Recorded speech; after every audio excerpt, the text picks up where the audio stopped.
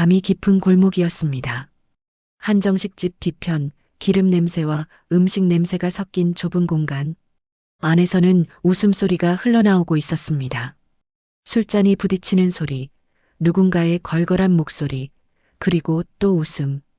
그 소리들은 골목 담벼락을 타고 낮게 번져나왔습니다. 담벼락에 등을 기댄 남자가 있었습니다. 낡은 점퍼, 담배 연기, 그리고 아무 표정도 없는 얼굴. 그의 손에는 두 장의 종이가 들려 있었습니다. 하나는 10년 전 그들이 직접 서명한 각서였습니다. 또 하나는 며칠 전 법원에 접수된 고소장 사본이었습니다. 고소인과 피고소인 모두 그가 아는 이름들이었습니다. 그들 서로가 서로를 고소한 문서였습니다. 남자는 담배 끝에 불을 붙였습니다. 연기가 느리게 피어올랐습니다. 피는 물보다 진하다고 했습니다. 핏줄이 있어야 사람이라고도 했습니다. 하지만 그는 이미 알고 있었습니다. 돈 앞에서 피는 가장 먼저 묽어진다는 것을. 그리고 이 세상에서 가장 썩기 쉬운 밧줄은 믿음이라는 이름으로 묶인 것들이라는 사실을. 그는 왜 10년을 기다렸을까요? 그리고 그들은 왜 스스로 그 밧줄을 잡았을까요? 이야기는 그날 밤 그 골목에서 시작되지 않았습니다. 이야기는 10년 전 한 남자가 가장 믿었던 이름들 앞에서 모든 것을 잃던 날 이미 시작되고 있었습니다. 그럼 지금부터 세상에 알리고 싶었던 한 사람의 이야기 바로 시작하겠습니다. 구독과 좋아요는 이야기를 더 멀리 퍼지게 하는 큰 힘이 됩니다. 그의 봄은 유난히 따뜻했습니다. 고향 마을에 소문이 번지기 시작한 것도 그 즈음이었습니다. 군청에서 나온 사람들이 마을 뒤편 야산을 측량한다더라. 종중 땅 일부가 신도시 개발 구역에 묶인다더라. 마을 사람들은 그 소문을 들을 때마다 목소리를 낮추면서도 눈빛만은 밝아졌습니다. 땅값이 오를지도 모른다는 기대감이었습니다. 50년 넘게 아무도 거들떠보지 않던 황토빛 야산이 갑자기 노란빛으로 보이기 시작하는 시절이었습니다. 강태수는 그 소문을 반신반의하며 흘려들었습니다. 그는 서울 변두리에서 작은 철물점을 운영하고 있었습니다. 화려하지는 않았지만 성실하게 쌓아온 가게였습니다. 아내 이순남과 함께 20여 년을 꾸려온 자리였고 그 자리가 그들의 전부였습니다. 아침 일찍 문을 열고 저녁 늦게 문을 닫는 하루. 그 반복이 다소 고단하더라도 태수에게는 불만이 없었습니다. 그리 크지도 그렇다고 초라하지도 않은 삶이었습니다. 고향에서 무슨 개발 이야기가 돌든 서울 철물점 뒤편에서 땀을 닦는 그에게는 먼 나라 이야기처럼 느껴졌습니다. 그런데 사촌형 강종철이 전화를 걸어온 것은 그로부터 2달 뒤였습니다. 태수야, 고향 내려올 수 있냐? 문중 식구들이랑 얘기가 좀 있어. 종철의 목소리는 평소보다 낮았습니다. 어딘가 조심스럽고 그러면서도 단단한 무게가 실려 있었습니다. 태수는 그 목소리에서 불길한 것을 느끼지 못했습니다. 종철은 태수보다 3살 위였습니다.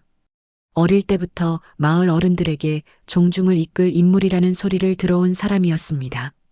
반듯하게 빗어넘긴 머리카락처럼 흐트러짐 없이 처신하는 사람이라고 태수는 늘 생각해왔습니다. 핏줄이라는 이름이 사람의 감각을 얼마나 쉽게 무디게 만드는지 그는 그때까지 알지 못했습니다. 고향에 내려가자 종중 회의실에는 낯익은 얼굴들이 모여 있었습니다. 종철을 비롯해 고향 동창 박만호, 사촌 동생 강태식까지 오랜만에 보는 얼굴들이었는데 그들은 태수가 들어서자 일제히 환한 웃음을 지었습니다. 반가움인지 계산인지 그 경계를 태수는 구분하지 못했습니다. 나중에 돌이켜보면 그 웃음들이 얼마나 치밀하게 준비된 것이었는지 알 수 있었겠지만 그때의 태수는 그저 오랜 친척과 친구들의 얼굴이 반가울 뿐이었습니다. 종철이 먼저 입을 열었습니다. 개발구역 이야기 들었지? 종중 땅이 거기 걸려 있어. 근데 땅만 가지고 있으면 개발이 끝나도 우리 손에 떨어지는 게 별로 없어. 땅을 담보로 먼저 사업을 일으켜야 크게 먹을 수 있다고. 만호가 말을 이었습니다. 그는 부동산 업자 특유의 능숙함으로 서류 뭉치를 펼쳐 보였습니다. 개발 수익 예측표, 투자 구조도, 법인 설립 계획서. 종이들은 빽빽했고 숫자들은 그럴듯해 보였습니다. 만호의 손가락은 도표 위를 막힘없이 짚어나갔습니다. 마치 수백 번 연습이라도 한 것처럼. 태수 형, 솔직히 말할게. 형 명의로 대출을 좀 받아줘야 해. 종중 땅 지분을 법적으로 형한테 이전하는 건 복잡한 절차가 있어서 시간이 걸려. 근데 사업 타이밍은 지금이거든. 형이 먼저 이름 빌려주면 개발 끝나고 지분은 확실하게 돌려줄게. 각서도 써줄게. 법적으로 아무 하자 없이. 태식이 옆에서 거들었습니다. 그의 말투는 가볍고 쾌활했습니다. 마치 아주 간단하고 유리한 거래를 권유하는 사람처럼. 태수는 그 가벼움이 마음에 걸렸습니다. 그러나 그 감각은 오래가지 않았습니다.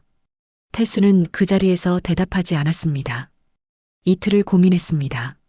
서울로 돌아와 아내에게도 이야기를 꺼냈습니다. 이순남은 처음에 고개를 저었습니다. 서류를 더 꼼꼼히 확인해야 한다고, 법적으로 검토를 받아야 한다고 했습니다. 그녀의 말은 옳았습니다. 그 말을 태수가 끝까지 들었더라면 이야기는 달라졌을 것입니다. 하지만 종철은 매일 전화를 걸었습니다. 태수야, 이건 문중 식구들 다 같이 하는 거야. 너만 빠지면 나중에 어쩌려고. 형, 우리가 언제부터 남이었어. 핏줄이잖아. 핏줄. 그 단어가 태수의 어딘가를 뒤흔들었습니다. 평생 고향을 등지지 않으려 했던 그의 내면 깊은 곳을 건드렸습니다. 타지에서 살면서도 명절이면 빠지지 않고 내려오고 종중 대소사에는 누가 불러주지 않아도 먼저 연락했던 그였습니다. 그에게 핏줄이란 선택이 아니라 존재 방식이었습니다. 결국 그는 승낙했습니다. 자신의 집과 철물점을 담보로 잡았습니다. 거기에 보증까지 섰습니다. 대출 규모는 처음 이야기보다 한참 커져 있었지만 종철은 그만큼 수익도 크다고 했습니다. 만호는 법적으로 아무 문제 없다며 서류를 들이밀었습니다. 태식은 고기를 구우며 소주를 따랐습니다. 그날 밤 그들이 마신 술은 달았습니다. 적어도 태수에게는. 서명이 끝난 날 밤 태수는 아내에게 전화를 걸었습니다. 다 됐어. 별 문제 없을 거야. 이순남은 한동안 말이 없었습니다. 수화기 너머로 그녀가 숨을 고르는 소리가 들렸습니다. 그리고 짧게 대답했습니다. 그러길 바라. 그 목소리에 담긴 불안을 태수는 그날 밤 오래 생각했습니다. 잠이 오지 않아 천장을 바라보면서도 어쩌면 이순남이 맞을지 모른다는 생각이 스치고 지나갔습니다. 하지만 새벽이 되면서 그 생각도 옅어졌습니다. 핏줄이라는 믿음이 불안보다 두꺼웠습니다. 나중에 태수는 가끔 그 밤을 떠올렸습니다. 잠 못 이루며 천장을 올려다보던 그 순간을. 그때 자리를 박차고 일어나 고향에 전화를 걸어 모든 것을 없었던 일로 했다면 어땠을까? 그러나 그런 상상은 아무 의미가 없었습니다. 지나간 일은 되돌릴 수 없고 서명은 이미 끝났으며 그들의 손에는 이미 그가 건네준 밧줄이 쥐어져 있었으니까요. 공사장 인부들이 마을 어귀를 드나들기 시작한 건 그 여름부터였습니다.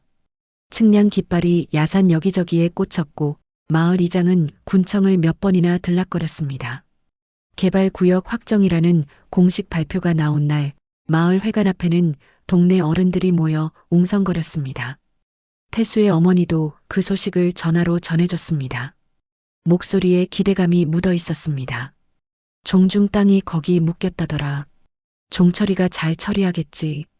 어머니의 말 끝에는 종중 회장인 조카 종철에 대한 신뢰가 담겨 있었습니다. 태수도 그 신뢰를 공유하고 있었습니다. 종철은 고향에서 나름대로 이름을 알린 사람이었습니다.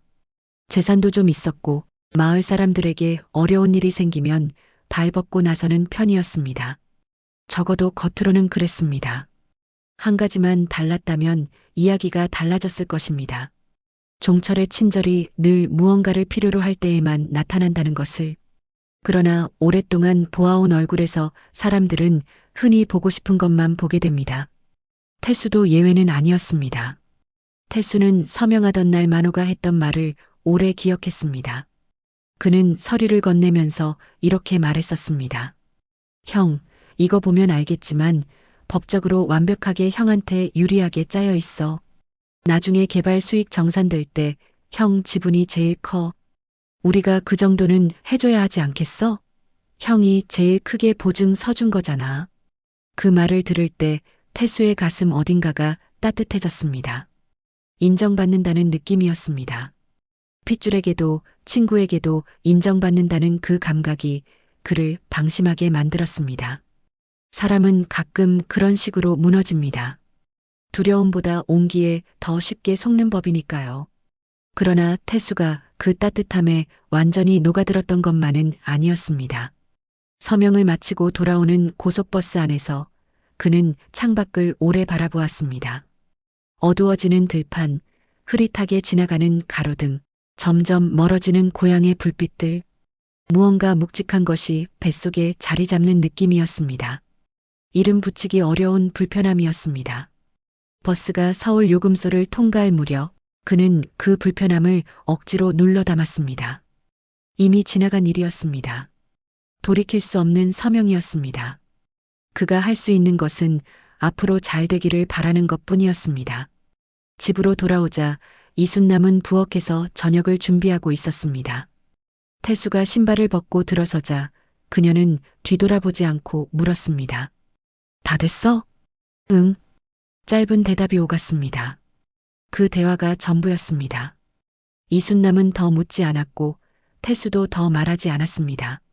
부부 사이에는 때로 말보다 침묵이 더 많은 것을 전하는 법입니다. 그날 밤 식탁에 마주 앉은 두 사람의 침묵은 유난히 무거웠습니다. 그의 봄은 유난히 따뜻했습니다. 그리고 그것이 강태수의 삶에서 마지막으로 따뜻했던 계절이었습니다. 종철과 만호가 연락을 끊은 건 대출금이 실행된 지 사흘 만이었습니다. 처음에는 그냥 바쁜 줄 알았습니다. 사업 초기라 이리저리 뛰어다닐 일이 많겠거니 했습니다. 태수는 며칠을 기다렸습니다. 일주일이 지났습니다. 종철의 전화기는 신호음만 울리다 꺼졌습니다. 만호의 사무실에 전화를 걸었더니 처음에는 자리를 비웠다고 했고 그 다음에는 번호가 없는 곳이라고 했습니다. 태수의 손이 수화기 위에 한참 머물렀습니다. 뭔가 잘못됐다는 것을 몸이 먼저 알았습니다. 불이 나게 고향으로 내려갔습니다. 종철의 집 대문은 굳게 잠겨 있었습니다. 옆집 사람에게 물었더니 며칠 전부터 보이지 않는다고 했습니다. 만호의 부동산 사무실은 이미 간판이 내려져 있었습니다. 유리문 안으로 들여다보니 텅 빈 공간만 남아 있었습니다. 책상도 서류도 컴퓨터도 없었습니다. 마치 처음부터 아무것도 없었던 것처럼 태수는 그 자리에 한동안 서 있었습니다. 햇빛이 강했습니다. 빈 사무실 유리에 반사된 빛이 눈을 찔렀습니다. 법원에 알아봤더니 충격적인 사실이 드러났습니다. 개발 사업을 진행하기로 했던 법인은 유령 회사였습니다. 실체가 없는 주소, 존재하지 않는 사업자 번호, 만호가 제시한 서류들은 정교하게 위조된 것이었습니다. 종중 땅 지분을 이전한다는 각서는 법적으로 아무런 효력이 없는 문서였습니다. 그리고 대출금은 이미 흔적도 없이 빠져나간 뒤였습니다. 태수의 집에 빨간 딱지가 붙은 건 그로부터 2달 후였습니다. 철물점도 마찬가지였습니다. 20여 년을 키워온 가게가 하루아침에 압류되었습니다. 아내 이순남은 그날 가게 앞에서 한동안 움직이지 못했습니다. 그녀의 발이 문턱을 넘지 못하는 것을 태수는 멀찍이서 바라보았습니다. 다가가야 한다는 것을 알면서도 발이 떨어지지 않았습니다. 그가 이 모든 것의 원인이었기 때문입니다. 태수는 고향으로 내려가 종중 어른들을 찾아다녔습니다. 무릎을 꿇고 사정을 설명했습니다. 자신이 속았다고, 종철과 만호를 찾아야 한다고, 함께 법적으로 대응해야 한다고 울부짖었습니다. 그러나 돌아오는 것은 싸늘한 시선이었습니다. 내가 탐욕에 눈이 멀어 종중 돈을 빼돌리려다 벌 받은 거 아니냐? 우리한테 뭘 바라냐? 종철이도 피해자라고. 사람을 너무 믿은 게 내 죄지. 마지막 말은 종중 어른 중 한 명이 했습니다. 조용하고 단호한 어조였습니다. 마치 오래전부터 그 말을 준비해 온 것처럼 태수는 그 말을 들으며 무릎에 힘이 완전히 빠지는 것을 느꼈습니다. 종철의 처 최영숙이 마을에 루머를 뿌리기 시작한 건 그 무렵이었습니다. 시장 바닥에서, 미용실에서, 경로당 앞에서 그녀는 사람들이 모이는 곳마다 나타나 수군거렸습니다. 태수의 아내 이순남이 새서방과 함께 돈을 들고 달아나려다 걸렸다는 이야기였습니다. 종중 돈을 빼돌린 것도 이순남이 배후에서 조종했다는 이야기였습니다. 이야기는 금방 퍼졌습니다. 작은 마을이었습니다. 소문은 물처럼 빠르게 번졌고 진실을 확인하려는 사람은 아무도 없었습니다. 이순남은 마을 가게에 들어서면 대화가 뚝 끊기는 것을 경험했습니다. 아는 사람이 길 맞은편에서 그녀를 보고 고개를 돌리는 것을 보았습니다. 이순남은 말이 없어졌습니다. 밥을 먹지 않는 날이 늘었습니다. 밤에 잠을 이루지 못했습니다. 태수는 그녀가 새벽에 혼자 앉아 있는 것을 여러 번 보았습니다. 무릎 위에 손을 올려놓은 채 아무것도 하지 않고 그냥 앉아서 어둠을 바라보고 있었습니다. 태수는 그녀에게 뭔가를 말해야 한다는 것을 알았습니다. 미안하다는 말이든 괜찮을 거라는 말이든. 그러나 말이 목에 걸려 나오지 않았습니다. 그가 할 수 있는 말은 아무것도 없었습니다. 모든 것이 그의 선택에서 시작되었기 때문입니다. 이순남이 세상을 떠난 건 그 겨울이었습니다. 가족도 고향도 남편도 그녀를 지키지 못했습니다. 차가운 방에서 혼자였습니다. 태수가 그 사실을 알았을 때 그는 한동안 아무 소리도 내지 못했습니다. 울음도 나오지 않았습니다. 그냥 멍하니 서 있었습니다. 이순남의 신발 한 켤레가 문 앞에 가지런히 놓여 있었습니다. 그 신발을 본 순간 무언가가 태수의 내부에서 소리 없이 부러졌습니다. 장례를 치른 뒤 태수는 서울로 올라왔습니다. 신용불량자였습니다. 집도 가게도 없었습니다. 가진 것이라고는 낡은 가방 하나와 그 안에 접어넣은 각서 한 장이 전부였습니다. 그는 공사판을 찾아다녔습니다. 노가다 십장이 그를 처음 봤을 때 물었습니다. 할 수 있겠어요? 네. 태수는 짧게 대답했습니다. 그리고 일을 시작했습니다. 더 이상 잃을 것이 없는 사람의 눈빛이었습니다. 공사판은 혹독했습니다. 새벽 5시에 일어나 현장에 나가 해가 질 때까지 몸을 썼습니다. 손바닥에 굳은 살이 박이고 허리가 끊어질 것처럼 쑤시는 날들이었습니다. 그러나 태수는 불평하지 않았습니다. 불평을 들어줄 사람도 없었거니와 몸이 고달플수록 생각이 줄어들었기 때문입니다. 그것이 그에게는 오히려 다행이었습니다. 공사판 인부들은 저마다 사연이 있었습니다. 사업에 실패한 사람, 이혼한 사람, 가족에게 버림받은 사람. 그들은 서로의 사연을 깊이 캐묻지 않는 것을 예의로 알았습니다. 밥을 먹을 때도 술을 마실 때도 그냥 옆에 있어주는 것이 그들 나름의 위로 방식이었습니다. 태수는 그 문화가 편했습니다. 묻지 않아도 되는 곳, 설명하지 않아도 되는 곳. 그러나 잠이 드는 순간이 문제였습니다. 눈을 감으면 이순남의 얼굴이 떠올랐습니다. 가지런히 놓인 신발이 보였습니다. 그리고 종철의 웃음이, 만호의 손가락이, 태식의 가볍던 목소리가 차례로 떠올랐습니다. 태수는 그것들을 머릿속에서 밀어내지 않았습니다. 오히려 선명하게 기억해 두었습니다. 얼굴 하나하나, 목소리 하나하나. 잊어야 살 수 있다는 말을 그는 믿지 않았습니다. 기억이 사람을 살아있게 한다고 그는 생각했습니다. 적어도 지금의 그에게는 그렇게 첫 번째 해가 지나갔습니다.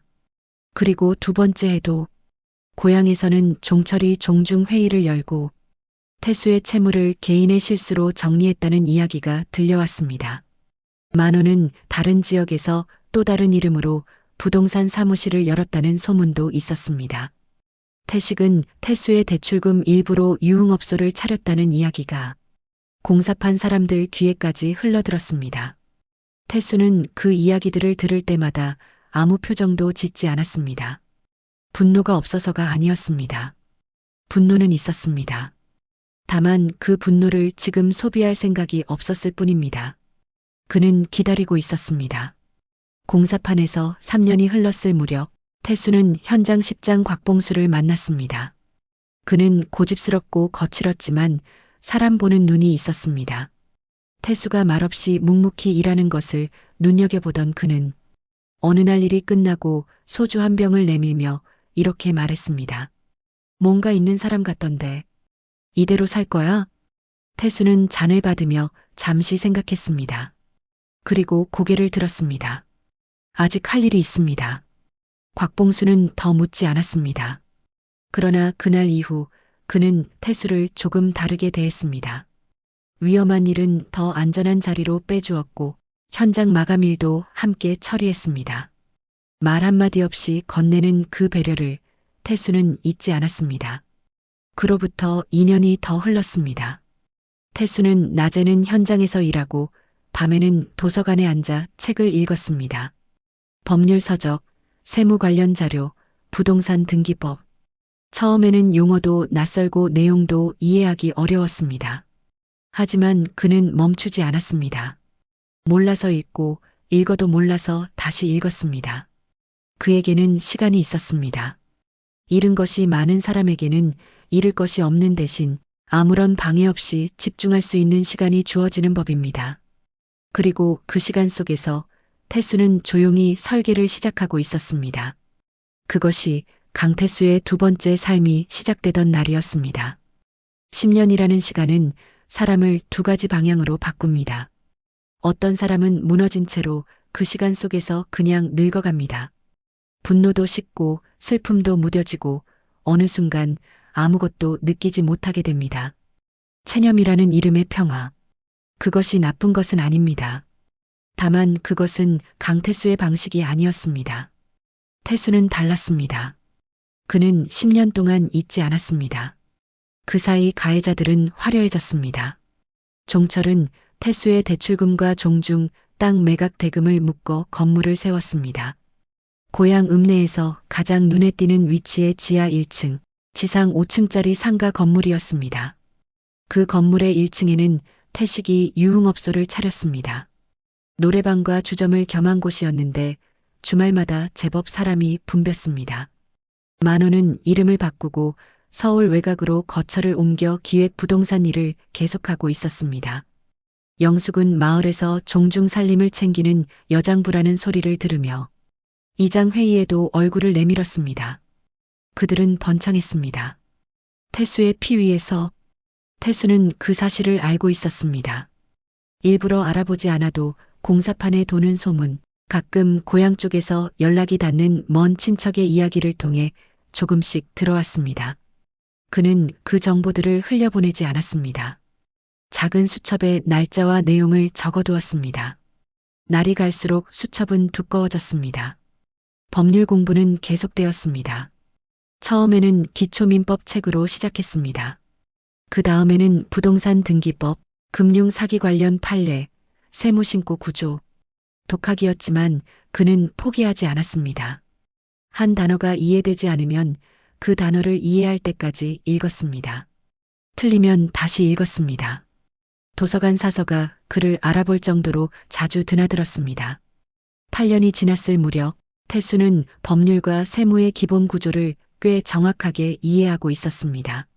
아마추어지만 이미 아마추어를 넘어선 수준이었습니다. 그 무렵 그는 자산관리사 김영준을 만났습니다. 김영준은 32살이었습니다. 조용하고 말수가 적은 청년이었습니다. 그는 태수가 한때 일했던 현장의 노가다 십장 곽봉수의 아들이었습니다. 아버지를 닮아 사람 보는 눈이 정확했고 법인 설립과 자산운용에 밝았습니다. 공인중개사 자격증과 세무사 시험 준비를 병행하고 있었습니다. 두 사람이 처음 만난 것은 곽봉수의 건강이 나빠져 태수가 문병을 갔을 때였습니다. 병실에서 형주는 태수에게 정중하게 고개를 숙였습니다. 아버지한테 이야기 많이 들었습니다. 힘드실 때 많이 도와주셨다고요. 태수는 고개를 저었습니다. 도움을 준 건 오히려 곽봉수 쪽이었다고 생각했습니다. 하지만 그날 이후 두 사람은 간간히 연락을 주고받았습니다. 처음에는 법률 문서에 대한 질문을 주고받는 시기였습니다. 그러다 태수가 자신의 이야기를 조심스럽게 꺼냈을 때 형주는 한참 듣고만 있었습니다. 그리고 말했습니다. 도울 수 있는 게 있으면 말씀해 주십시오. 그 말이 어디서 나온 것인지 태수는 따로 묻지 않았습니다. 계산이 있어서인지 의리해서인지 다만 그 말이 진심이라는 것만 알았습니다. 태수는 그때부터 본격적으로 설계를 시작했습니다. 핵심은 단순했습니다. 그들을 직접 무너뜨리는 것이 아니었습니다. 그들 스스로 서로를 무너뜨리게 만드는 것이었습니다. 그러려면 그들의 본성을 이용해야 했습니다. 탐욕. 그것이 그들이 공유하는 유일한 언어였습니다. 10년 전 태수를 파멸시킨 것도 그 탐욕이었습니다. 썩은 밧줄은 단단해 보이지만 결국 끊어집니다. 중요한 것은 그 밧줄을 그들이 스스로 잡게 만드는 것이었습니다. 형주는 재력 있는 자산관리사로 위장했습니다. 서울 강남에 사무실을 냈습니다. 명함에는 한국투자자문 대표라고 적혀 있었습니다. 실제로 운용되는 소규모 포트폴리오도 있었기 때문에 외형은 그럴듯했습니다. 그는 조심스럽게 그들의 주변을 맴돌기 시작했습니다. 태수가 설계한 미끼는 하나였습니다. 수도권 외곽 지역에 대한 개발 호재 정보. 10년 전 자신을 파멸시킨 것과 동일한 구조였습니다. 이번에는 태수가 설계자였습니다. 그리고 그들이 미끼를 물게 되어 있었습니다. 왜냐하면 그것이 그들의 방식이었기 때문입니다. 한번 성공한 방법을 사람들은 믿습니다.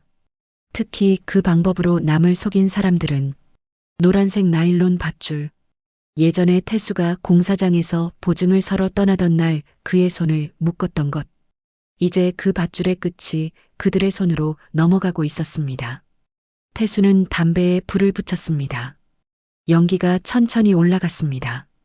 형준이 처음으로 종철의 귀에 그 이야기를 흘린 건 고향 읍내 골프장 인근 식당에서였습니다. 두 사람이 마주 앉은 건 우연을 가장한 필연이었습니다. 형준은 먼저 여러 번 그 지역에 나타나며 얼굴을 익혔고 동네 부동산 업자들과 식사를 하는 모습을 보여주며 자연스럽게 종철의 시야 안으로 들어왔습니다. 그 자리에서 형준은 말했습니다. 선생님, 여기 인근에 혹시 관심 있으신 분 아닙니까? 이쪽 지구 3블록이 다음 달 중에 조용히 발표가 날 것 같던데요. 종철은 귀가 쫑긋했습니다. 지구 3블록은 수년째 개발 여부가 불투명했던 지역이었습니다. 만약 그게 사실이라면 지금 시세의 3배는 좋게 뛸 땅이었습니다. 어디서 들은 얘기요? 군청 인허가 쪽에 아는 사람이 있어서요. 공식 발표 전이라 크게 말은 못합니다. 형준은 그 이상 말을 잇지 않았습니다. 정보를 흘리는 것처럼 보이면서도 선뜻 내주지 않았습니다. 그것이 더 효과적이었습니다. 손에 닿을 것 같으면서 닿지 않는 것이 사람을 더 달려들게 만들기 때문입니다. 종철은 그 자리에서 연락처를 받아갔습니다. 같은 무렵 만호에게도 비슷한 접근이 이루어졌습니다. 형준은 만호가 운영하는 기획부동산 사무실에 인근 상가에서 우연을 가장해 마주쳤습니다. 투자 실적이 적힌 서류를 잠깐 보여주며 마침 이 지역 물건을 보러 왔다고 했습니다. 만호는 촉이 빠른 사람이었습니다. 그러나 촉이 빠른 사람일수록 자신의 감각을 과신하는 경향이 있습니다. 만호도 연락처를 받아갔습니다. 태수는 그 두 통의 연락처 교환 소식을 형준에게 전달받으며 조용히 담배에 불을 붙였습니다. 연기가 허공으로 퍼져 올라갔습니다. 그의 표정에는 아무것도 없었습니다. 기쁨도 흥분도 아니었습니다. 그냥 확인이었습니다. 예상대로였습니다. 탐욕은 10년이 지나도 변하지 않았습니다. 오히려 그 세월 동안 더 깊어지고 넓어졌습니다. 성공의 기억이 쌓일수록 사람은 더 쉽게 달려드는 법입니다. 한 번 속인 사람은 다음에도 속일 수 있다고 믿고 한 번 먹은 사람은 다음에도 먹을 수 있다고 생각합니다. 그 믿음이 그들의 약점이었습니다. 그리고 태수는 그 약점을 10년 동안 기억해왔습니다. 형주는 그 후 2달에 걸쳐 종철, 만호, 태식, 영숙 모두와 각각 접촉했습니다. 각각 다른 경로로, 각각 다른 말로. 그러나 핵심은 하나였습니다. 개발 호재가 임박했고 지금 투자하면 큰 수익이 난다는 것. 중요한 것은 그들이 서로 이 정보를 공유하지 않는다는 점이었습니다. 형주는 각자에게 이건 조용히 진행해야 한다고 했습니다. 다른 사람이 알면 지분이 줄어든다고 덧붙였습니다. 그 말은 거짓말이 아니었습니다. 다만 다른 사람이 바로 옆에 앉은 그들 자신을 가리킨다는 것을 그들은 몰랐습니다. 동맹은 이미 균열되기 시작했습니다. 태수는 그것을 알고 있었습니다. 그들의 연대는 처음부터 취약한 것이었습니다. 돈으로 묶인 관계는 돈이 흔들리면 가장 먼저 끊어집니다. 10년 전 그들이 태수에게 한 짓이 이미 그것을 증명하고 있었습니다. 썩은 밧줄은 이제 그들의 손 안에 쥐어졌습니다. 그리고 그들은 그것이 썩은 줄도 모른 채 힘껏 잡아당기고 있었습니다. 그는 서두르지 않았습니다.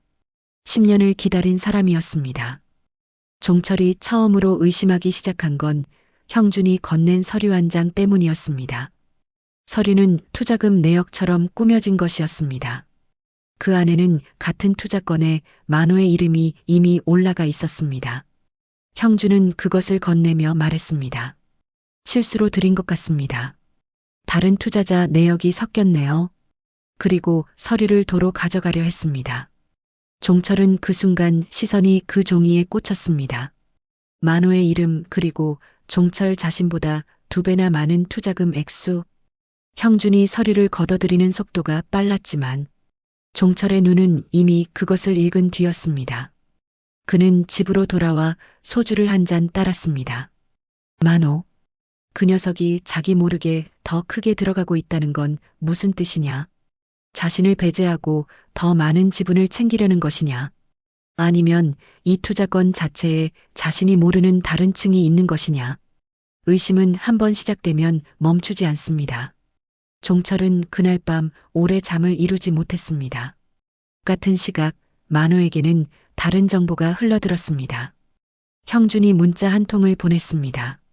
선생님, 혹시 이건 종철 씨도 아십니까? 제가 따로 진행 중인 줄 알았는데 어제 그분 이름이 나와서요. 만호는 그 문자를 받고 바로 전화를 걸었습니다. 형준은 조심스러운 목소리로 말을 얼버무렸습니다. 잘못 들은 것일 수도 있습니다. 확인이 필요해서요. 그것으로 충분했습니다. 만호의 머릿속에서 이미 계산이 돌아가기 시작했습니다. 종철 그 새끼, 자기가 먼저 치고 들어가려는 거냐? 사촌 동생 태식에게는 또 다른 방식으로 씨앗이 뿌려졌습니다. 형준이 태식의 유흥업소를 처음 찾은 건 손님을 가장해서였습니다. 몇 번 드나들며 얼굴을 익히고 어느 날 밤 술자리에서 슬쩍 이야기를 꺼냈습니다. 투자 이야기가 아니었습니다. 다른 이야기였습니다. 여기 건물 등기 좀 전에 확인했는데 종철 씨 명의더라고요. 이런 좋은 자리를 태식 씨 명의로 안 해놓은 이유가 있습니까? 태식은 술잔을 내려놓았습니다. 그건 자신도 불편하게 생각하고 있던 부분이었습니다. 유흥업소를 운영하는 것은 자신인데 건물 명의는 형 종철이었습니다. 종철이 처음에는 세금 문제 때문이라고 했었습니다. 그러나 가끔 그 이유가 석연치 않게 느껴질 때가 있었습니다. 형이 언제든 자신을 내칠 수 있다는 구조라는 것을. 형준은 그 이상 말을 잇지 않았습니다. 대신 자리를 털고 일어서며 말했습니다. 맛있게 잘 먹었습니다. 그것으로 충분했습니다. 씨앗은 이미 뿌려졌습니다. 태수는 이 모든 과정을 형준에게 보고받으며 조용히 경과를 살폈습니다. 한 사람 한 사람에게 다른 의심을 심어주는 작업이었습니다. 그것들이 제각각 자라나다가 어느 순간 한꺼번에 충돌하게 만드는 것이 목표였습니다. 타이밍이 중요했습니다. 너무 빠르면 그들이 서로 확인하고 의심을 털어낼 수 있었습니다. 너무 느리면 불씨가 꺼질 수 있었습니다. 사막에서 가장 결정적인 전환은 영숙에게 일어났습니다. 형주는 영숙에게 주식 리딩방을 소개했습니다. 정확히는 소개가 아니었습니다. 영숙이 자주 가는 미용실 원장을 통해 자연스럽게 흘러들어가게 했습니다. 아는 사람이 거기서 2달 만에 2배 벌었다더라. 미용실에서 오가는 말들은 빠르게 번졌습니다. 영숙은 원래 귀가 얇은 편이었습니다. 그 리딩방은 태수와 형준이 설계한 구조였습니다. 처음 2달은 실제로 소액 수익이 났습니다. 영숙은 점점 더 큰 돈을 넣었습니다. 종철에게는 말하지 않았습니다. 자신의 돈이 아니라 종철의 비자금 통장에서 빠져나간 돈이었지만 종철도 공식적으로 존재를 인정하기 어려운 돈이었기 때문에 문제가 될 거라고 생각하지 않았습니다. 그것이 치명적인 판단 착오였습니다. 리딩방은 3번째 달에 폭락했습니다. 영숙이 넣은 돈의 대부분이 사라졌습니다. 빠져나간 액수는 종철의 비공식 자산 중 상당한 부분을 차지하고 있었습니다. 종철은 그 사실을 아직 몰랐습니다. 하지만 알게 될 것이었습니다. 태수는 형준의 보고를 들으며 담배를 꺼내 들었습니다.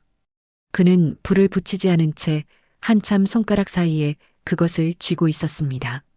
의심은 심어졌고 돈은 이미 빠져나갔습니다. 그리고 그들 중 누구도 아직 그 전체 그림을 보지 못하고 있었습니다. 태수가 가해자들의 연대를 허무는 방식은 정교했습니다. 단순히 의심을 심는 것이 아니라 그 의심이 사실처럼 느껴지도록 만드는 것이었습니다. 형준은 종철에게 만호가 뒤로 빼돌렸다는 장부 사본을 흘렸습니다. 그 장부는 태수가 오랜 시간에 걸쳐 실제 거래 내역과 비슷하게 만들어낸 것이었습니다. 전문가가 보면 알 수 있었겠지만 종철에게 그것을 꼼꼼히 살펴볼 냉정함은 이미 없었습니다. 의심이 있는 눈은 보고 싶은 것을 보게 됩니다. 만호에게는 반대로 종철이 투자금의 일부를 다른 계좌로 분산시켰다는 정황이 담긴 자료가 건네졌습니다. 형준은 우연히 보게 됐는데 찜찜해서라는 말로 포장했습니다. 만호는 그 자료를 받아들고 오랫동안 침묵했습니다. 그의 눈 안에서 무언가가 단단하게 굳어지는 것이 형준에게 느껴졌습니다. 그것이 분노였는지 계산이었는지 형준은 후에 태수에게 보고하면서 둘 다였던 것 같다고 말했습니다. 태수는 고개를 끄덕였습니다. 그것으로 충분했습니다. 10년 전 그들은 태수를 무너뜨리기 위해 루머와 서류 조작을 사용했습니다. 이제 태수는 그 방법을 그들에게 돌려주고 있었습니다. 다만 한 가지가 달랐습니다. 10년 전 그들의 조작은 태수를 대상으로 했습니다. 지금 태수의 설계는 그들이 서로를 향하도록 만들었습니다. 그것이 훨씬 더 완벽한 파멸의 방식이었습니다. 균열은 처음에는 아주 조용하게 시작됩니다. 불과 몇 주 사이에 종철과 만호는 서로에게 연락을 줄였습니다. 예전처럼 식사 약속을 잡지 않았습니다. 함께하던 골프 모임에서도 어색한 기운이 돌았습니다. 표면상으로는 아무것도 변하지 않은 것처럼 보였지만 그들 사이를 오래 채워온 신뢰라는 공기가 조금씩 빠져나가고 있었습니다. 태식은 건물명의 문제를 혼자 끙끙대며 생각하기 시작했습니다. 형의 그늘 아래 있던 자신이 이제 어쩌면 그 그늘에 치이고 있을지도 모른다는 생각이 머릿속을 맴돌았습니다. 영숙은 리딩방에서 날린 돈 문제를 숨기느라 신경이 날카로워졌습니다. 4인방은 겉으로는 아직 단단해 보였습니다. 하지만 태수는 알고 있었습니다. 이미 썩기 시작한 밧줄은 언제든 끊어집니다. 4인방 사이에 균열이 생기는 데는 생각보다 오랜 시간이 걸리지 않았습니다. 형준이 돌아온 날 밤 태수는 오랜만에 이순남의 사진을 꺼내 들었습니다. 낡은 지갑 안에 접어 넣었던 사진이었습니다. 20대 중반의 이순남이었습니다. 환하게 웃고 있었습니다. 그녀가 그렇게 웃던 것이 언제였는지 태수는 생각해 보았습니다. 철물점이 그런대로 잘 되던 시절, 아직 아무것도 무너지기 전에 봄날 어느 오후, 그때는 그냥 평범한 하루였을 것입니다. 평범한 하루가 얼마나 소중한 것인지 잃고 나서야 알게 되는 것들이 있습니다. 태수는 사진을 다시 접어 지갑에 넣었습니다. 그리고 일어났습니다. 아직 끝나지 않았습니다. 의심의 씨앗은 심어졌지만 그것이 자라나 그들이 서로를 치는 순간까지는 아직 더 가야 했습니다. 그는 담배 한 개비를 피우며 창밖을 바라보았습니다. 다음 단계가 시작될 것이었습니다. 형준의 다음 움직임은 조용했지만 정밀했습니다. 그는 종철과 만호가 공동으로 관리하던 부동산 계좌 내역을 추적했습니다. 법적으로 접근할 수 있는 범위 내에서, 그리고 태수가 오랫동안 모아온 정보를 활용해서 그 내역 안에는 10년 전 태수의 대출금이 어떤 경로로 분산되었는지의 흔적이 일부 남아 있었습니다. 모든 것을 증명할 수는 없었지만 퍼즐 조각들이 하나씩 맞춰져 가고 있었습니다. 태수는 그 조각들을 당장 사용할 생각이 없었습니다. 그것은 최후의 순간을 위한 것이었습니다. 지금은 그들이 서로를 무너뜨리는 과정이 더 중요했습니다. 법적인 증거는 그 이후에 꺼내들어도 늦지 않았습니다. 균열이 충분히 깊어졌을 때, 그들이 서로를 향해 달려들어 손에 피를 묻혔을 때, 그때 태수는 모습을 드러낼 것이었습니다. 세무조사가 태식의 유흥업소에 들이닥친 건 어느 목요일 오전이었습니다. 국세청 직원들이 2대의 차량에 나눠 타고 나타났습니다. 태식은 그날 오전 11시에 출근해 가게 문을 열려던 참이었습니다. 주차장에서 그 차량들을 발견하고 발걸음이 멈췄습니다. 잠시 후 직원들이 신분증을 내보이며 말했습니다. 세무조사 나왔습니다. 태식의 얼굴이 굳었습니다. 가게 안은 순식간에 서류와 장부, 컴퓨터 하드디스크를 챙기는 직원들로 가득 찼습니다. 태식은 그 광경을 보며 손이 떨렸습니다. 그는 장부를 이중으로 관리하고 있었습니다.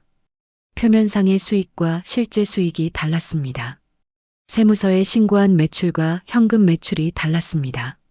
그것이 들통나는 순간 건물 임대 수익까지 연계조사가 들어올 것이었습니다. 조사가 끝난 날 저녁, 태식은 종철에게 전화를 걸었습니다. 형, 나 세무조사 맞았어. 이 돈 어디서 나온 건지 다 캐면 형 비자금도 나온다고. 조용히 좀 해결해줘. 종철의 목소리는 싸늘했습니다. 그게 무슨 말이야? 내 돈이 왜 거기서 나와? 몰라서 물어? 유흥업소 초기 운영 자금이 어디서 나온 건지 형이 더 잘 알잖아. 전화기 너머로 침묵이 흘렀습니다. 종철은 한동안 아무 말도 하지 않았습니다. 그 침묵이 태식에게는 부정도 긍정도 아닌 확인처럼 들렸습니다. 내가 알아서 할게. 내 이름은 나오지 않게. 종철이 짧게 말하고 전화를 끊었습니다. 태식은 그 말을 믿지 않았습니다. 그는 자신이 10년 넘게 형 그늘 아래에 있었다는 것을 알고 있었습니다. 건물명의 자금 출처, 모든 것이 종철의 손아귀에 있었습니다. 조사가 깊어지면 자신이 방패막이가 될 수 있다는 것도 알았습니다. 그것이 두려웠습니다. 태식은 조용히 자신의 패를 정리하기 시작했습니다. 한편 영숙이 리딩방에서 날린 돈의 규모가 드러나기 시작한 건 그로부터 일주일 후였습니다. 종철이 비공식 계좌를 점검하다가 큰 금액이 빠져나간 것을 발견한 것이었습니다. 처음에는 횡령을 의심했습니다. 거래 내역을 추적해 보니 영숙의 계좌로 이체된 흔적이 남아 있었습니다. 종철이 영숙을 불러 앉혔습니다. 이 돈 어디 쓴 거야? 영숙은 처음에 모른다고 했습니다. 종철이 다시 물었습니다. 영숙은 눈을 피했습니다. 종철의 목소리가 낮아졌습니다. 말 안 해? 아니면 못해? 영숙은 결국 털어놓았습니다. 주식 리딩방. 처음에 수익이 났고 계속 더 넣었다고. 그러다 한 번에 다 날렸다고. 종철의 표정에서 감정이 사라졌습니다. 분노가 깊어질수록 오히려 조용해지는 사람이 있습니다. 그것이 더 무서운 법입니다. 얼마? 영숙이 말한 금액을 듣고 종철은 잠시 눈을 감았습니다. 그 돈은 오랫동안 비공식으로 쌓아온 자금이었습니다. 세금 한 번 낸 적 없이 모아온 돈이었습니다. 그것이 증발해버렸습니다. 방 안에 긴 침묵이 흘렀습니다. 종철은 그 침묵 속에서 만호를 떠올렸습니다. 형준이 흘린 정보, 뒤로 돈을 빼돌렸다는 의심. 이제 자신의 자금까지 크게 줄어든 상황이었습니다. 이건 우연이 아닐 수도 있다는 생각이 들었습니다. 만호는 그 무렵 이미 독자적인 행동을 시작하고 있었습니다. 그는 종철과의 공동 투자권에서 자신이 먼저 빠져나갈 준비를 하고 있었습니다. 형준을 통해 받은 정보를 토대로 단독으로 계약을 진행하려 했습니다. 종철이 자신을 배제하기 전에 자신이 먼저 치고 나가는 것이 낫다는 판단이었습니다. 그는 이중장부를 따로 정리하기 시작했습니다. 종철에게 불리한 내용들을 담은 서류들이었습니다. 필요할 때 꺼내들 무기로 그 움직임을 형준이 파악해 태수에게 보고했습니다. 태수는 보고를 들으며 말없이 앉아 있었습니다. 그의 손 위에는 10년 전 각서가 놓여 있었습니다. 종이가 오래되어 누렇게 변해 있었습니다. 그러나 그 위의 서명들은 아직 선명했습니다. 그들은 스스로 서로를 향해 칼을 갈기 시작했습니다. 태수가 따로 할 일은 많지 않았습니다. 그냥 지켜보는 것으로 충분한 단계에 접어들고 있었습니다. 그 주 내내 4인방의 관계는 조용히 끌어올랐습니다. 겉으로는 아무 일도 없는 것처럼 보였습니다. 전화도 가끔 오갔고 가게 문도 정상적으로 열렸습니다. 하지만 그 안에서는 각자가 각자를 계산하고 있었습니다. 태식은 세무조사 대응을 위해 자신만의 자료를 따로 정리했습니다. 종철이 자금을 댄 사실을 입증할 수 있는 기록들이었습니다. 형이 자신을 버릴 경우를 대비한 방어 수단이었습니다. 그가 그 자료를 만드는 데는 이틀이 걸렸습니다. 영숙은 리딩방 사기를 저지른 운영자를 법적으로 추적하겠다며 혼자 분주하게 움직였습니다. 그러나 그 리딩방은 이미 흔적도 없이 사라진 상태였습니다. 영숙이 분노를 쏟아낼 곳이 없어지자 그 분노는 서서히 방향을 바꾸기 시작했습니다. 종철이 항상 자신의 돈을 통제해왔다는 사실, 그것이 불공평하다는 생각이 머릿속에서 점점 커졌습니다. 만호는 종철의 연락을 하루 이틀 뜸하게 받으면서 더욱 의심이 깊어졌습니다. 형이 자신보다 먼저 이 투자건을 정리하려 한다는 판단이 섰습니다. 그는 독자적으로 형준에게 연락했습니다. 자신이 먼저 계약을 진행하고 싶다고 했습니다. 종철 없이 형준은 그 말을 태수에게 전했습니다. 오고 있습니다. 태수는 고개를 끄덕였습니다. 그것은 예상된 수순이었습니다. 탐욕은 연대보다 강합니다. 믿음은 이익이 흔들리면 무너지고 의리는 자신의 것이 줄어드는 것 같을 때 가장 먼저 사라집니다. 10년 전 그들이 태수에게 한 짓이 바로 그것이었습니다. 그리고 그들은 그 방식을 이제 서로에게 쓰고 있었습니다. 태수는 창문을 열었습니다. 밖에서 찬 바람이 들어왔습니다. 그는 잠시 그 바람을 맞으며 서 있었습니다. 이제 무대가 충분히 달궈졌습니다. 다음 막에서 그들은 스스로 쓰러질 것이었습니다. 세무조사 결과가 나온 건 조사가 시작된 지 3주 후였습니다. 태식의 유흥업소는 수년간의 탈세 혐의가 적발되었습니다. 추징금과 벌금을 합하면 상당한 액수였습니다. 그리고 예상대로 자금 출처 추적이 시작되었습니다. 종철의 이름이 조사관의 서류에 처음 등장한 건 그 과정에서였습니다. 태식은 그 사실을 종철에게 알리지 않았습니다. 대신 자신이 정리해둔 자료들을 따로 챙겼습니다. 그것은 방어를 위한 것이기도 했지만 동시에 협박의 수단이기도 했습니다. 종철은 조사관이 자신의 이름을 알고 있다는 사실을 다른 경로로 알게 되었습니다. 그 소식을 들은 날 밤 그는 태식에게 전화를 걸었습니다. 전화는 받지 않았습니다. 다음 날 태식은 종철에게 문자를 보냈습니다. 형한테 다 말할 수도 있고 조용히 할 수도 있어. 형이 어떻게 하느냐에 달렸지. 종철은 그 문자를 보고 오랫동안 화면에서 눈을 떼지 못했습니다. 10년 전 태수에게 했던 방식이었습니다.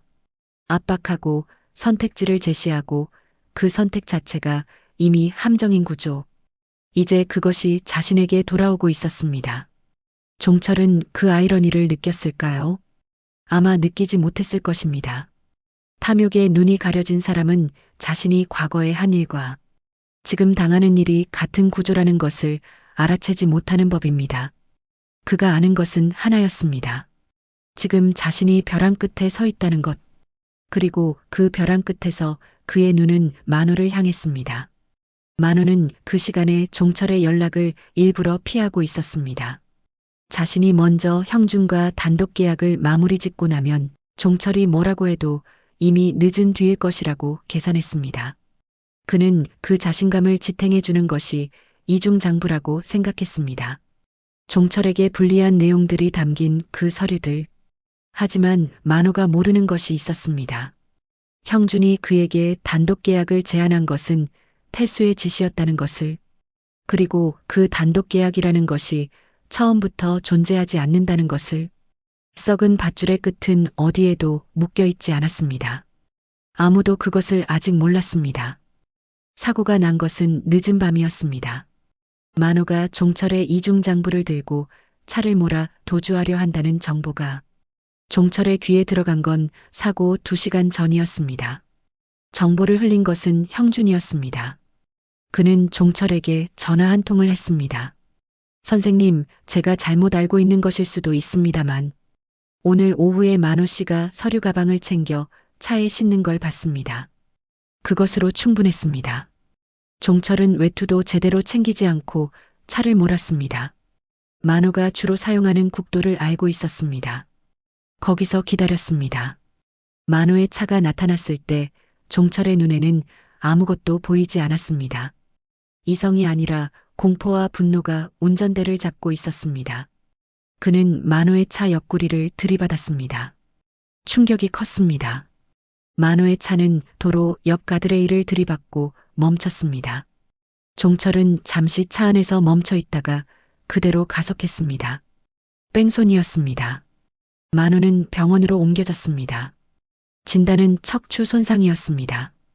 하반신 마비. 경찰이 CCTV를 분석한 건 다음 날이었습니다. 도로 위 카메라에 종철의 차량 번호판이 선명하게 찍혀 있었습니다. 종철은 뺑소니 및 살인미수 혐의로 수사선상에 올랐습니다.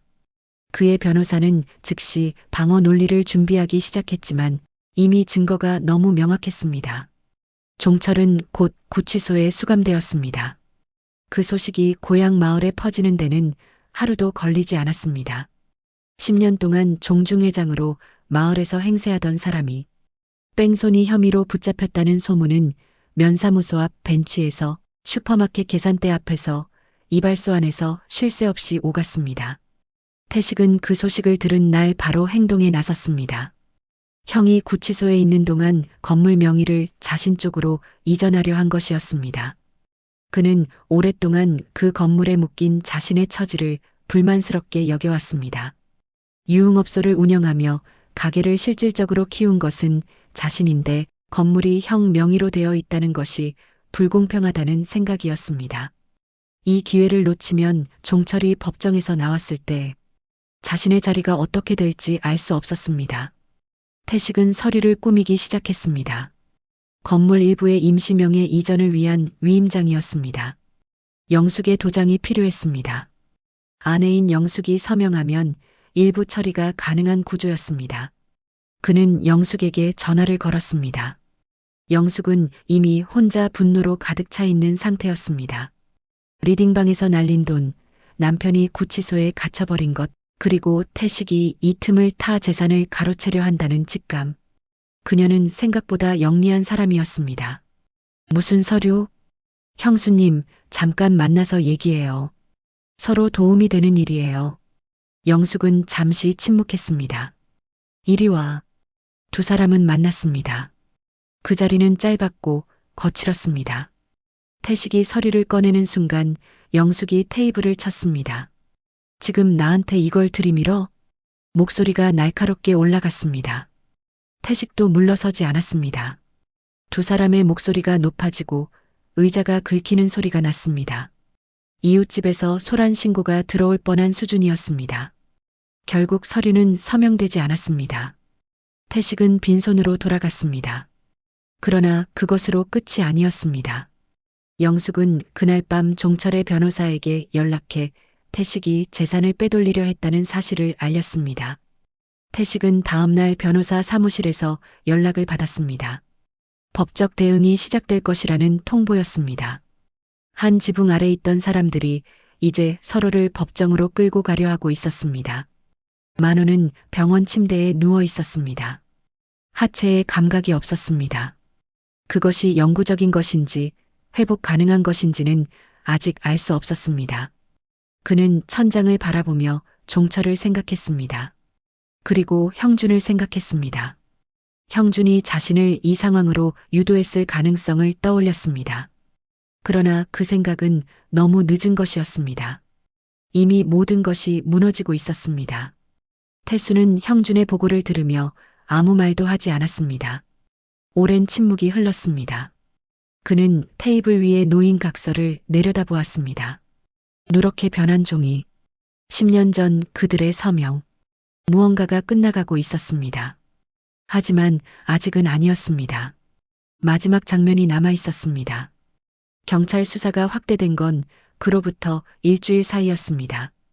태식의 유흥업소 탈세 건이 종철의 비공식 자금과 연결되면서 조사 범위가 넓어졌습니다. 종철의 변호사는 구치소를 들락거리며 대응책을 논의했지만 꺼내 들 카드가 줄어들고 있었습니다. 영숙의 리딩방 피해 역시 종철의 자산에서 빠져나간 것으로 확인되었습니다. 압류 신청이 들어올 가능성이 있었습니다. 건물은 이미 담보대출이 과도하게 잡혀 있었습니다. 종철이 비자금을 관리하면서 그 건물을 담보로 여러 차례 대출을 받은 것이 드러났습니다. 실질적인 자산 가치보다 채무가 더 많아질 수도 있는 상황이었습니다. 만호는 병원에서 이 소식을 접했습니다. 자신이 오랫동안 공들여 만든 이중장부가 이미 경찰의 손에 들어갔다는 이야기도 들었습니다. 그 장부에는 자신에게 불리한 내용도 적지 않게 담겨 있었습니다. 종철을 무너뜨리려고 만든 서류가 자신도 함께 무너뜨리는 구조였습니다. 하반신을 움직일 수 없는 몸으로 그는 법무사 사무실에 연락해야 했습니다. 태식은 세무추징금 납부 기한을 앞두고 급하게 자금을 마련하려 했지만 유흥업소 영업 정지 처분이 함께 내려졌습니다. 가게 문을 닫을 수밖에 없었습니다. 그 건물에서 태식이 실질적으로 가진 것은 아무것도 없었습니다. 처음부터 그랬습니다. 다만 그는 그 사실을 이제야 정면으로 바라보고 있었습니다. 영숙은 변호사 비용을 마련하기 위해 자신의 이름으로 된 소규모 부동산을 처분하려 했습니다. 그러나 이미 압류 예고 통지가 들어와 있었습니다. 4인방은 각자의 자리에서 동시에 무너지기 시작했습니다. 그것은 태수가 설계한 것이 아니었습니다. 그들이 스스로 만들어 온 것이었습니다. 태수는 다만 그 구조 안에서 그들의 탐욕이 서로를 향하도록 방향을 틀었을 뿐입니다. 썩은 밧줄은 결국 자신을 잡은 손을 베게 되어 있었습니다.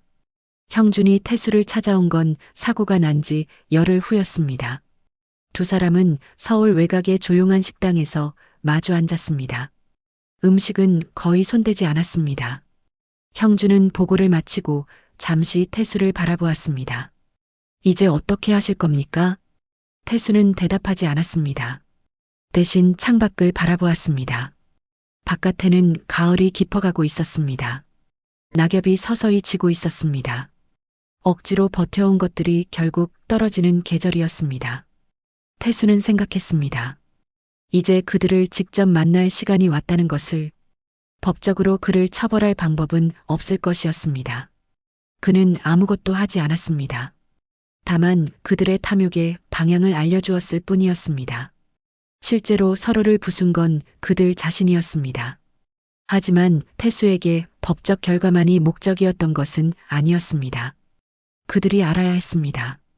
자신들을 무너뜨린 것이 강태수라는 것을, 10년 전 그들이 버린 사람이 10년 후 그들의 문을 두드렸다는 것을, 그것을 그들의 눈앞에서 직접 말해야 했습니다.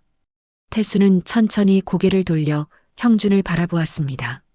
종철이 있는 구치소에 면회 신청 넣어줘. 형준은 잠시 침묵했습니다.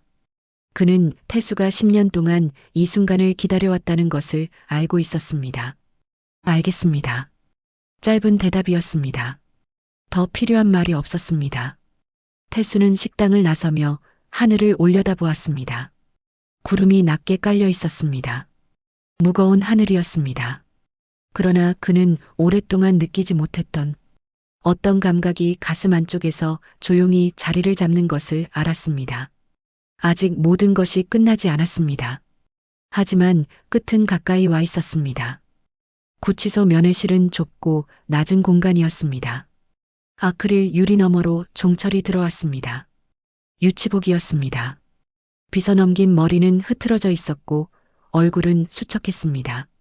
그는 의자에 앉으며 면회 신청자의 이름을 확인했습니다. 그리고 맞은편에 앉은 얼굴을 보는 순간 눈이 굳었습니다. 강태수? 10년 만에 보는 얼굴이었습니다. 종철은 한동안 말을 잇지 못했습니다.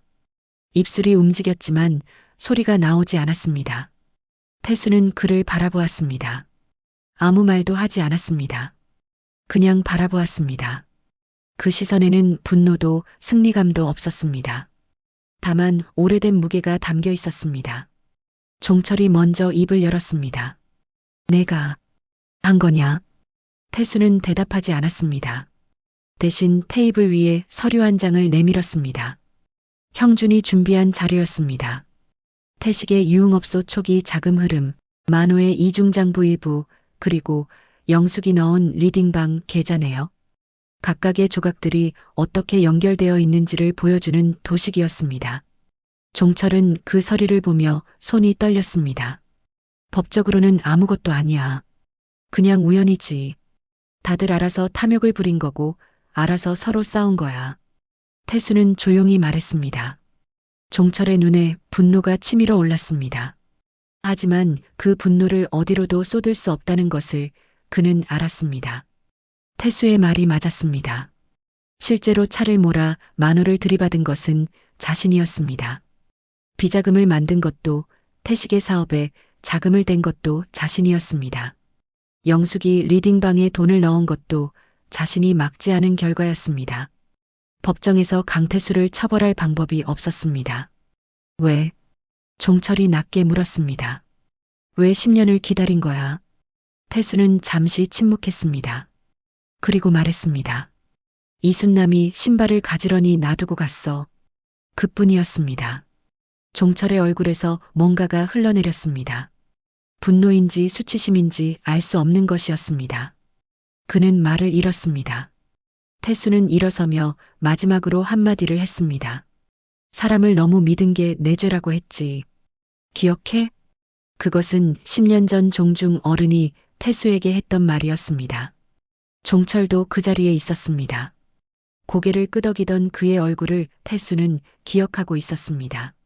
종철은 아무 말도 하지 않았습니다. 그 다음 날 태수는 병원으로 만호를 찾아갔습니다. 만호는 병실 침대에 누워 있었습니다. 상체를 조금 올린 채 창밖을 바라보고 있었습니다. 태수가 들어서자 그는 천천히 시선을 돌렸습니다. 그 역시 표정이 굳었습니다. 왔구나.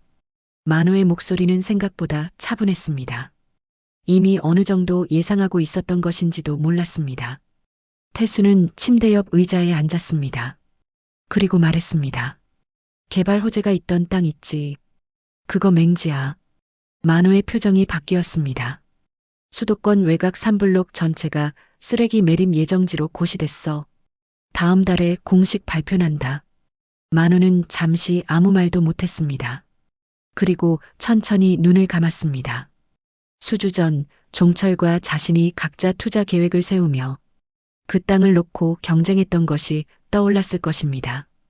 그 땅을 위해 두 사람은 서로를 물어뜯었습니다. 그 땅을 위해 종철은 뺑소니를 저질렀습니다. 그 땅을 위해 만호는 이중장부를 들고 야밤에 도주하려 했습니다. 아무 쓸모없는 땅이었습니다. 태수는 일어서며 말했습니다. 10년 전에 내가 그린 도면 있잖아. 가짜 법인 서류. 그거 참 정교하더라. 만호는 눈을 뜨지 않았습니다. 그 방법 그대로 써먹었어. 고마워. 태수는 병실 문을 열고 나왔습니다. 복도에서 그는 잠시 걸음을 멈추었습니다. 형광등 불빛이 차갑게 내리깔리는 복도였습니다. 긴 시간이 끝나가고 있었습니다. 그러나 기쁘지 않았습니다. 허망했습니다. 이기는 것이 기쁠 줄 알았는데 10년이 지나도 이순남은 돌아오지 않았습니다. 복수는 잃어버린 것을 되돌려주지 않았습니다. 그것을 알고 있었지만 해야 했습니다. 그래야 그 문을 닫을 수 있었습니다. 태수는 다시 발걸음을 옮겼습니다. 4인방은 법적으로, 경제적으로, 인간적으로 무너져 있었습니다. 종철은 구치소에서 재판을 기다리고 있었습니다. 만호는 하반신 마비로 법정 출석조차 힘든 상황에서 사기 공범 혐의를 받고 있었습니다. 태식은 영업 정지와 세무 추징금으로 유흥업소를 빼앗겼습니다. 영숙은 남편의 비공식 재산이 줄줄이 압류되는 것을 지켜보고 있었습니다. 강태수를 처벌할 수 있는 사람은 아무도 없었습니다. 그는 아무것도 하지 않았습니다. 다만 그들의 본성이 가리키는 방향을 조금 바꾸어 주었을 뿐이었습니다. 형주는 그날 오후 태수에게 마지막 보고를 했습니다. 태식이 영업정지 처분에 이의 신청을 했지만 기각되었다는 것, 영숙이 종철의 재판에 증인으로 출석을 거부했다는 것, 만호의 변호사가 종철을 공동피의자로 지목하겠다는 의사를 밝혔다는 것. 그들은 무너지면서도 서로를 향해 손가락질하고 있었습니다. 끝까지 그 방식이었습니다. 태수는 그 보고를 들으며 오랫동안 침묵했습니다. 형준이 조심스럽게 물었습니다. 후련하십니까? 태수는 잠시 생각했습니다. 모르겠어. 그것이 솔직한 대답이었습니다. 10년을 버텨온 것은 이 순간을 위해서였습니다. 그 순간이 왔는데 가슴 안에 남은 것은 기대했던 것과 달랐습니다. 차갑고 쓸쓸한 무언가였습니다. 복수는 채워주는 것이 아니었습니다. 다만 받아주는 것이었습니다. 태수는 자리에서 일어났습니다. 수고했어. 형주는 고개를 숙였습니다. 그 짧은 인사가 그들 사이에서 나눈 가장 긴 작별 인사였습니다. 태수는 서울거리로 나왔습니다. 바람이 불었습니다. 낙엽이 발 앞을 스쳐 지나갔습니다. 그는 잠시 멈춰서서 주머니 안에 손을 넣었습니다. 지갑이 손에 잡혔습니다. 그 안에는 이순남의 사진이 있었습니다. 꺼내보지 않았습니다. 하지만 거기 있다는 것을 알았습니다. 그것으로 충분했습니다. 이제 갈 곳이 있었습니다. 고향으로 내려가는 버스는 저녁 6시였습니다. 태수는 창가 자리에 앉았습니다. 버스가 서울 시내를 빠져나가며 고층 건물들이 멀어졌습니다. 도로 위에는 퇴근 차량들이 줄지어 있었습니다. 평범한 저녁이었습니다. 그는 버스 창에 이마를 기댔습니다. 유리가 차가웠습니다. 10년 전 이 버스를 타고 서울로 올라오던 날이 떠올랐습니다. 낡은 가방 하나, 각서 한 장, 신용불량자 딱지. 그때 이 창에도 이마를 댔는지는 기억이 나지 않았습니다. 다만 어둡고 긴 밤이었다는 것만 기억했습니다. 이번에는 달랐습니다. 어두워지는 것은 같았지만 그 어둠의 질감이 달랐습니다. 무거운 것을 오래 들고 있다가 내려놓은 사람의 피로. 그 피로가 나쁘지 않았습니다. 버스가 고속도로에 올라서자 속도가 붙었습니다. 가로등이 빠르게 스쳐 지나갔습니다. 태수는 눈을 감았습니다. 이순남의 목소리가 생각났습니다. 그러길 바라. 수화기 너머로 들리던 그 짧은 말. 불안이 담긴 목소리였습니다. 그러나 지금 다시 생각해보면 그 안에는 다른 무언가도 있었습니다. 걱정이었을 것입니다. 그 사람이 언제나 그를 걱정했다는 것을 태수는 알고 있었습니다. 늦게 알았습니다. 너무 많은 것을. 버스가 휴게소에 잠깐 멈췄다가 다시 출발했습니다. 태수는 눈을 뜨지 않은 채로 있었습니다.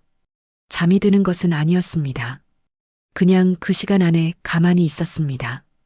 강이 있는 고향 마을까지는 2시간이 남아 있었습니다. 2시간 후 버스는 고향 터미널에 도착했습니다. 태수는 내리면서 차가운 공기를 맞았습니다. 고향 냄새가 났습니다. 흙냄새, 강물 냄새, 그리고 오래된 무언가의 냄새. 10년 전과 다르지 않았습니다. 마을은 조금 달라졌겠지만 공기는 그대로였습니다. 그는 걸었습니다.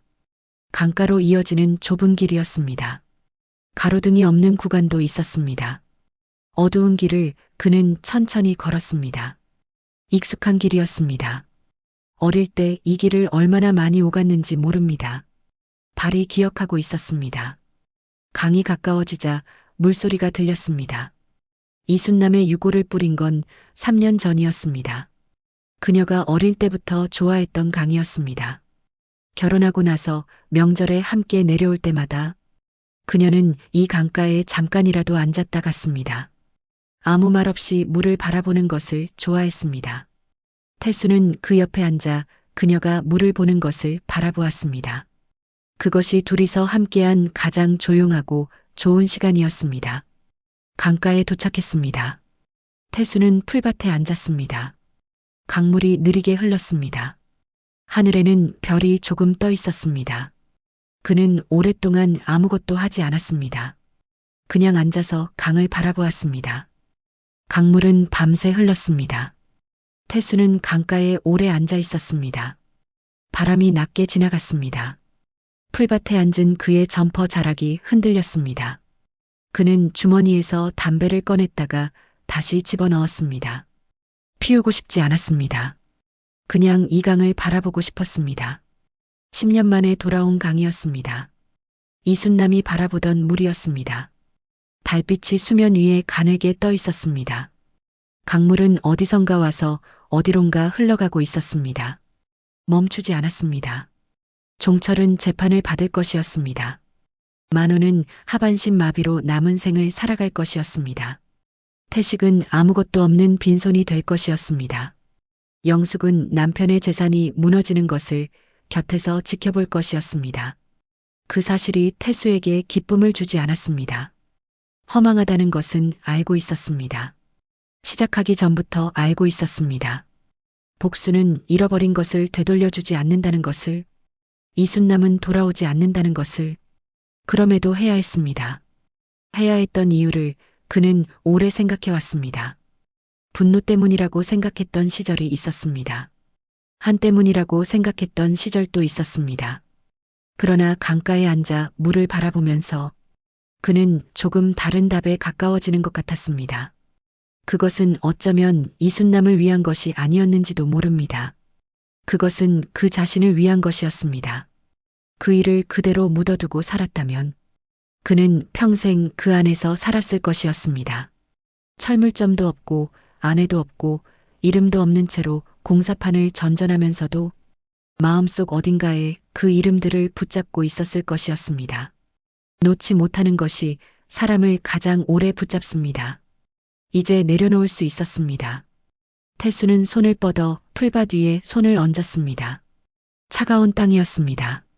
흙의 감촉이 손바닥에 전해졌습니다. 그는 잠시 그 감각을 느꼈습니다.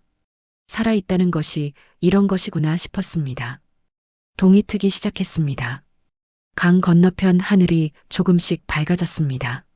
어둠이 한꺼번에 걷히는 것이 아니었습니다. 아주 조금씩 색이 달라지면서 그 달라짐이 쌓이면서 새벽이 왔습니다. 태수는 일어섰습니다. 낡은 점퍼를 벗었습니다. 10년 동안 입어온 것이었습니다. 공사판에서, 도서관에서, 차가운 거리에서 그 옷이 그의 두 번째 삶을 담고 있었습니다. 그는 그것을 천천히 개어 강가 바위 위에 올려놓았습니다. 그리고 걸었습니다. 마을 쪽으로 이어지는 길이었습니다. 얼마나 걸어야 하는지 알 수 없었습니다. 무엇이 기다리고 있는지도 알 수 없었습니다. 그러나 발이 앞으로 나아갔습니다. 그것으로 충분했습니다. 강물은 계속 흘렀습니다.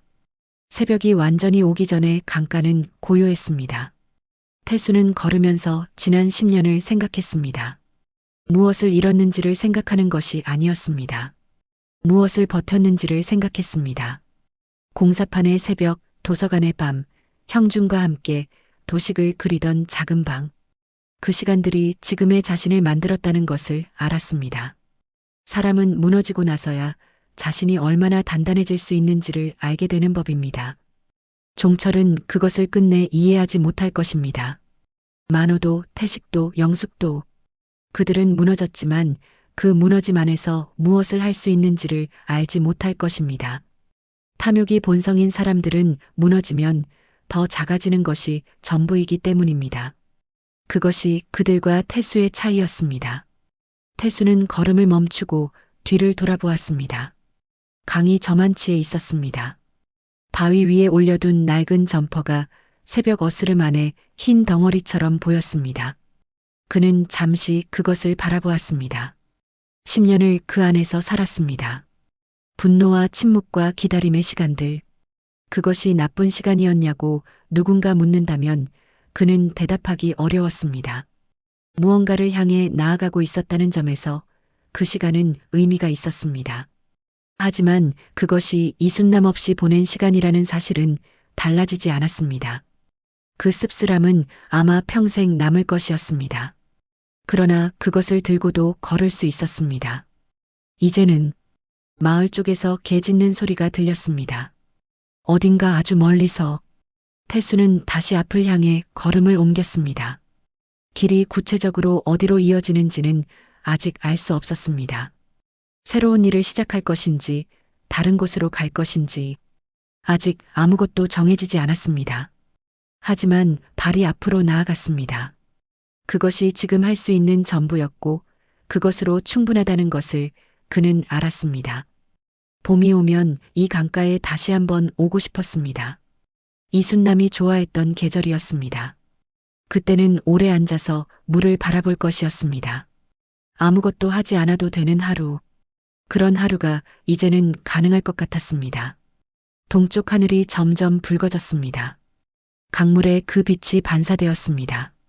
붉고 잔잔한 물결이었습니다. 아름답다는 생각이 들었습니다.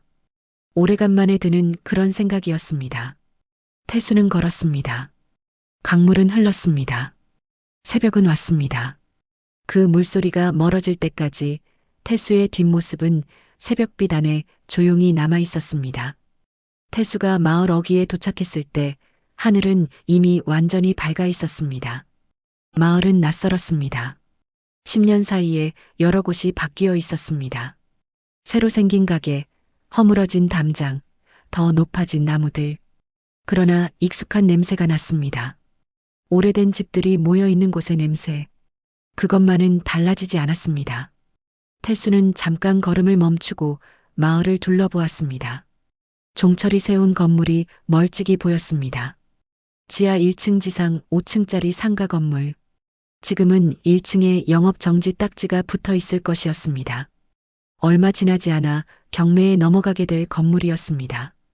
그것이 태수에게 돌아오지는 않을 것이었습니다. 법적으로 그럴 방법이 없었습니다. 하지만 그것이 중요하지 않다는 것을 그는 이미 알고 있었습니다. 돈이 목적이었다면 10년 동안 그 방식으로 살 수 없었습니다. 그를 버티게 한 것은 돈이 아니었습니다. 이순남의 신발이었습니다. 가지런히 놓인 그 신발이 10년 동안 그를 앞으로 밀었습니다. 이제 그 무게를 내려놓았습니다. 태수는 다시 걸었습니다. 방향은 마을 바깥이었습니다. 다시 서울로 올라가는 버스 정류장이 있는 쪽이었습니다. 언제 다시 이 마을에 올 것인지는 알 수 없었습니다. 아마 봄이 될 것이었습니다. 강가에 앉을 수 있는 계절이. 버스 정류장에 도착했을 때 첫 버스는 아직 1시간이 남아 있었습니다. 태수는 정류장 벤치에 앉았습니다. 아무것도 없는 손이었습니다. 낡은 점퍼도 없었습니다. 각서도 없었습니다. 10년 동안 손에 쥐고 있던 것들을 모두 내려놓은 손이었습니다. 그 가벼움이 처음에는 낯설었습니다. 그러다가 조금씩 익숙해졌습니다. 하늘이 맑았습니다. 버스는 제 시간에 왔습니다. 태수는 자리에서 일어나 버스에 올랐습니다. 창가 자리에 앉았습니다. 마을이 점점 멀어졌습니다. 그는 뒤를 돌아보지 않았습니다. 서울까지 2시간이었습니다. 버스가 고속도로를 달리는 동안 태수는 창밖을 바라보았습니다. 고향을 등지고 서울로 올라오던 10년 전의 버스와 같은 길이었습니다.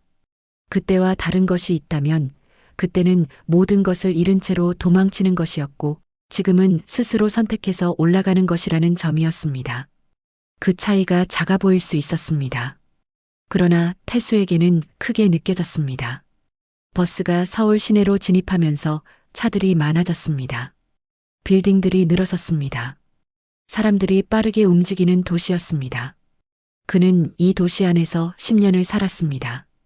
공사판을 전전하며 몸을 썼고 도서관에서 밤을 보냈습니다. 그 시간들이 이 도시의 어딘가에 아직 남아있을 것 같았습니다. 버스 터미널에 내렸습니다. 태수는 주머니에서 작은 수첩을 꺼냈습니다. 수년 동안 가해자들의 동향을 기록했던 수첩이었습니다.